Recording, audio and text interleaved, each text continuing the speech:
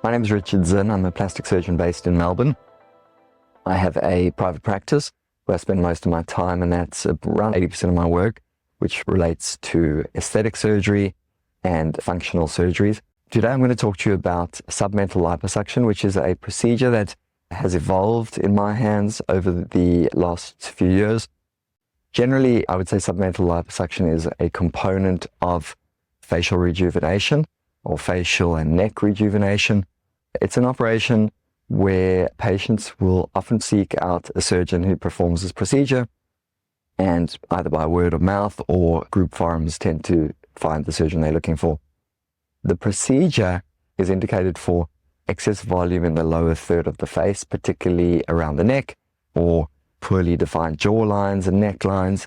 The consultation relates to me assessing, obviously, the background medical history of a patient, determining their goals and expectations, and then examining the neckline and the jawline to determine what is the anatomical basis for the poorly defined neck and jawline.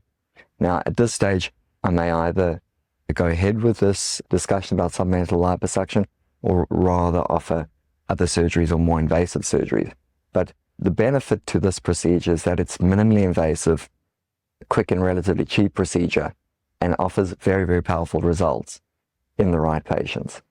So the right patients tend to have good skin quality. They tend to have a volume of fat deposition that's always worried them and is diet resistant.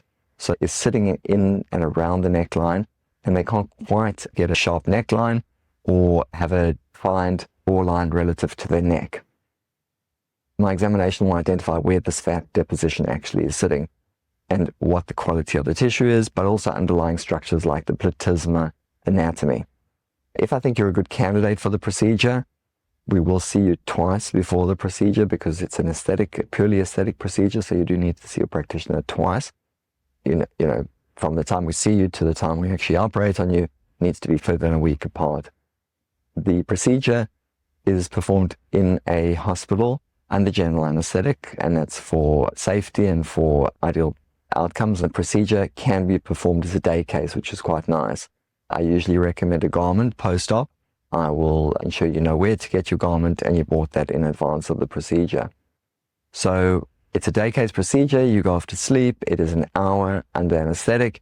I will usually review day 7 and 6 weeks post-op, with final results being expected by about 6 months. The recovery is actually relatively quick. So within 7 to 10 days, you're going to be recognizably post-operation. But within 10 days, you can be back at work. I usually encourage you to wear a garment for the full 10 days after the surgery, and then for a month just at night after the procedure. As per any surgical procedure, there are risks and complications, and you need to be fully informed about these. The risk, I think, is most significant long-term would be damage to the facial nerve, so you really want to have a surgeon who's performed this procedure regularly and knows the anatomy and stays clear of the facial nerve. There are other risks like bruising, bleeding, of course, your surgeon operating in the wrong plane, which the neck has some very important anatomical structures. That's why I insist on performing this operation in a theatre under best conditions under general anesthetic. This procedure is a really good procedure in the right patients, and so I guess patient selection is the most important thing when deciding if you're right for this procedure.